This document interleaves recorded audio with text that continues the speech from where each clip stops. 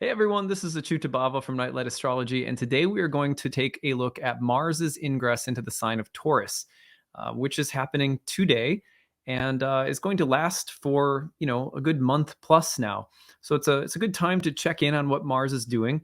But in order to do so, I'm actually going to throw up an old episode that I did from a series that a lot of people who are newer to my channel may not know about that I did some years ago called Planets in Profile.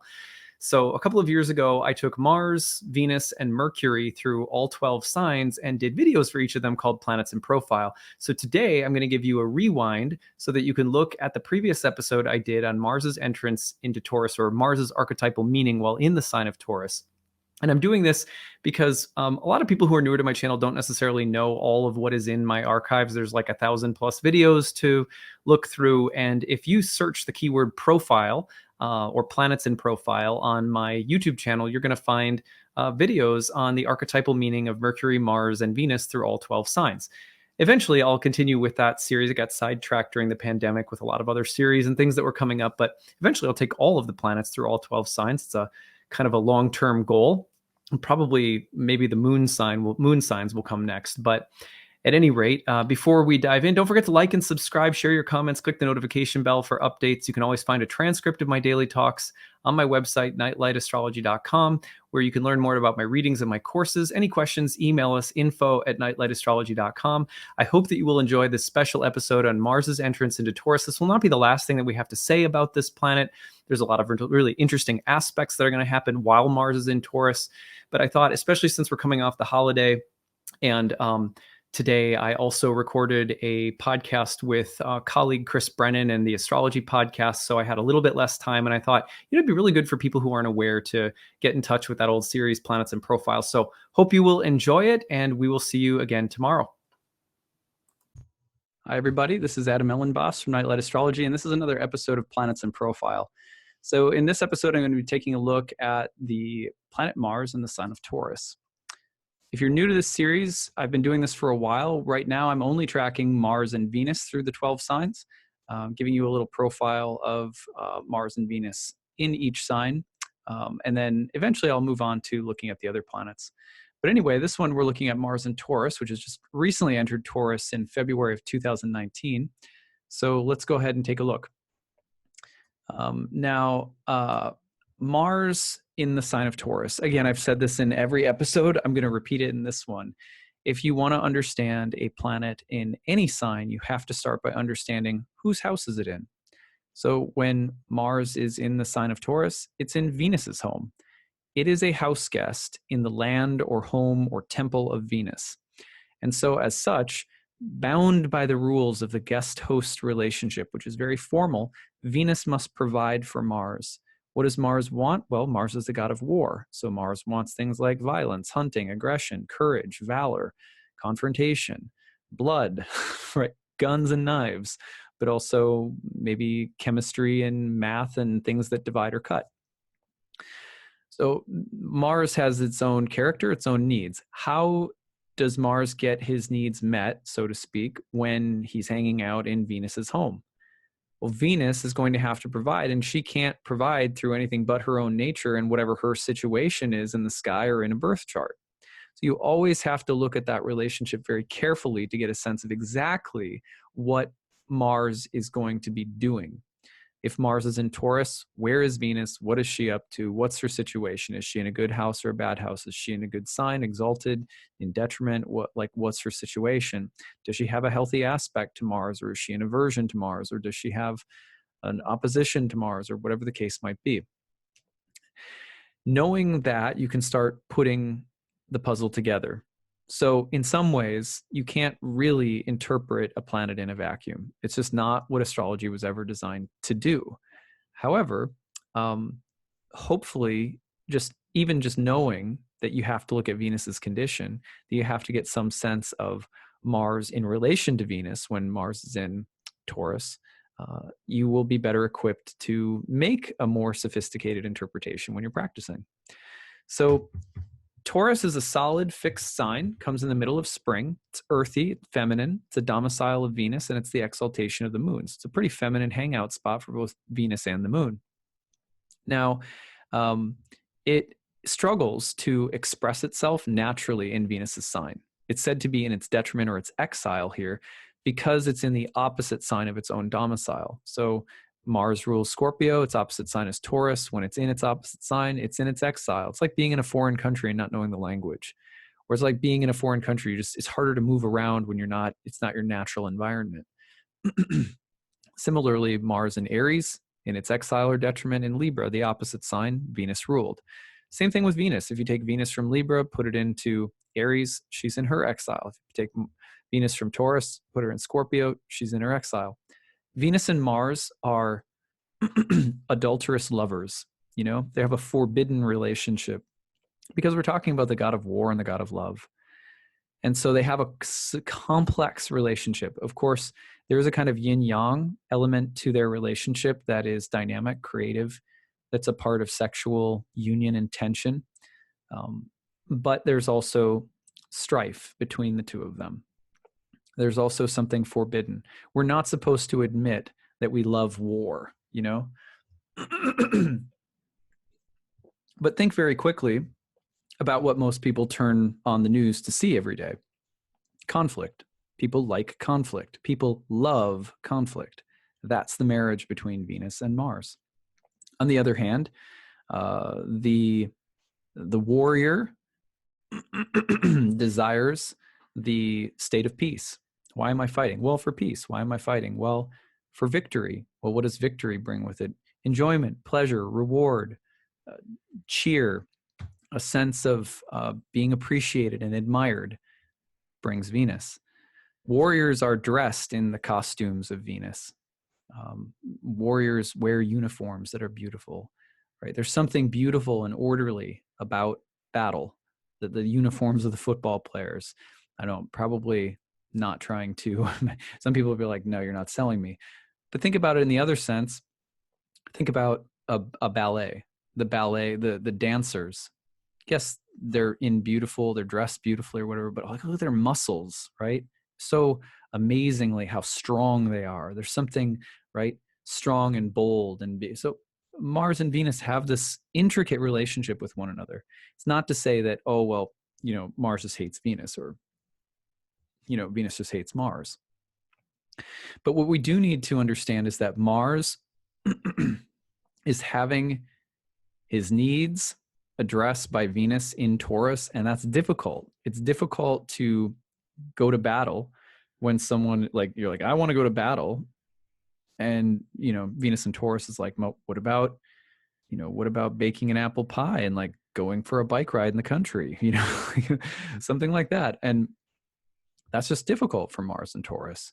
So one of the things that you'll see is the tension between the aggression, the will, the domineering qualities of Mars, and the more peaceful Venusian qualities of Taurus. This can manifest itself in a lot of different ways. For example, sometimes you'll see cases quite literally in a birth chart where Mars and Taurus may have something to do with, difficulties, violence, power struggles within relationships, because you're talking about some tendency for Mars to be conflicted within the realm of Venus. Sometimes it's difficulty it's a difficulty around expressing your will. You want to be strong, but you keep feeling an inertia, a sense of passivity, or you don't want to cause a fuss. So sometimes, Mars and Taurus will find a way of trying to control things and get their way while also trying to make everyone happy or content. It might be a great sign for someone who has to manage a big project or a lot of people, where there's a need to create larger harmony, but to have an executive function at the same time. It could be great in terms of being able to get work done, productive, industrious, earthy, in a way that's controlled, patient, conservative, balanced, pleasing. But again, you could see Mars in Taurus struggling with the exact same elements. The element of motivation, the element of inertia, the sense of wanting to control or be more domineering, and really struggling with that quality. So oftentimes you'll have, for example, people with Mars and Taurus are, they'll struggle to kind of own their power.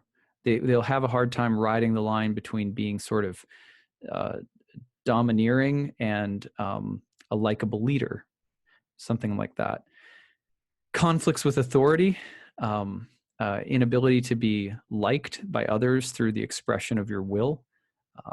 If everyone has to express or exert their will, and sometimes there's just a way that you'll have, if you're Mars and Taurus, just you express your will, and for whatever reason, it just rubs people the wrong way. Some of this, again, comes from a tendency toward passive aggression. That can be a Mars and Taurus kind of thing as well. So these are things you can think about in general with Mars in Venus's sign. For example, my grandfather had Mars in Taurus with Jupiter also. He was a domineering guy, really quite a bully at times, in fact, but kind of boastful and proud. But he was so industrious and hardworking and got a lot done. And he really struggled with wanting to be liked, but also being so good at what he knew he had to do to get something done and to make it look nice and be good, that he just also couldn't stand or couldn't tolerate having to deal with people who got in his way. So he was conflicted about how to wield his sort of executive power in the world. That's a Mars and Taurus kind of situation sometimes. All right, so that gives you some things to think about, again, with regard to Mars and Venus's sign. Hopefully that's given you enough examples to play with. Interestingly, Hitler he was a Taurus sun, but also had Mars in Taurus. So I'm not trying to say that people who have Mars and Taurus are Hitler, but there is something bullish and really domineering, and sometimes the ability to be very powerful, but to also deceive people into believing that your exercise of control or power is a good thing. In other words, you could be someone who wields power and somehow it's attractive to others, even though it might be very selfish or, again, very like bullying or whatever. So another thing was that my grandfather attracted a lot of people who really looked up to him and really admired him. But it had to do with kind of some of his strongman thing. And just, he had a charm to the way that he used power. And so don't underestimate how attractive and alluring the Mars and Taurus can be, almost a little intoxicating, in fact.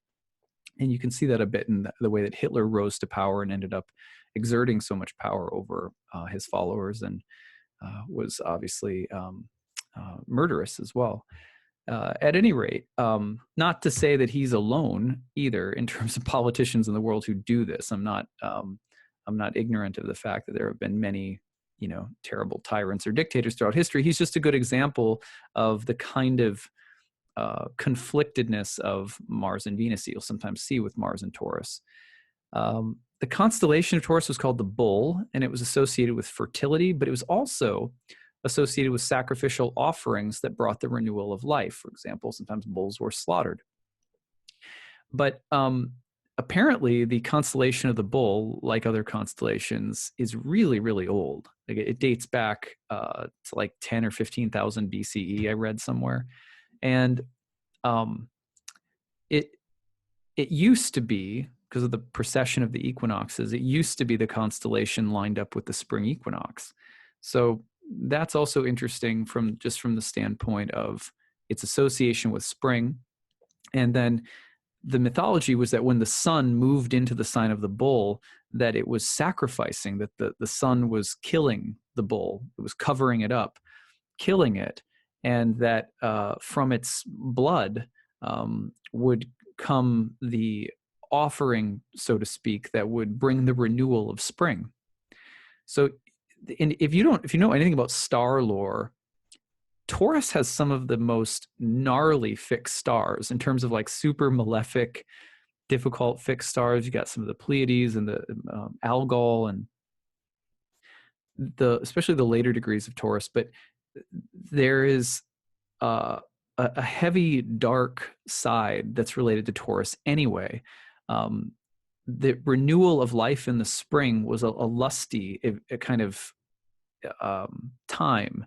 And now we think of that, sometimes we think of Aries being like that, but Taurus, remember, is also a sign that's aspiring upward toward the summer solstice. It's fixed, it's earthy, it's feminine, but it's also yang in a more macrocosmic sense, because it's on the yang half of year. It's a feminine sign, but it's on the yang half of the year, and it's aspiring upward. And there's this sense of I want bullish. I want to get what I want at any cost. And on some level, it's deceptive that Venus is the ruler, because people think of Taurus and Venus, and again, they think of country bicycle rides, apple pie, and a blanket in the park. But that's not all there is to the sign of Taurus. There is a tremendous like lust for power that can be a part of Taurus. And that's not, Venus is a part of that. Venus is also signifies part of worldly lust. And that's also part of the image of the feminine. Not that the masculine is, excused from that either, but it's one of the faces of the feminine that's part of Taurus. And also the idea of there being a certain like warfare or lust. And so when Mars comes into Taurus, you also think about the more more of the bloodthirst of spring that's connected to fertility and sex and procreation and desire. And it's like all of that is fueled on a certain level by blood. Because in this world, of course, everything is turning over constantly. Everything's eating one another. So sometimes Mars in Taurus just brings out the more sort of the image of sacrifice, blood, desire, lust, power, that's also associated with the beauty and fertility of spring. And you'll see that sometimes come out more strongly when Mars is in Taurus. So I hope that this was informative and that you got something good out of this. If you have any questions, feel free to shoot them my way about this or about anything else at nightlightastrology@gmail.com. Just put YouTube Q&A in the question or in the subject line. Okay, you guys have a great journey with Mars and Taurus, and we'll catch up with you when Mars goes into Gemini. All right.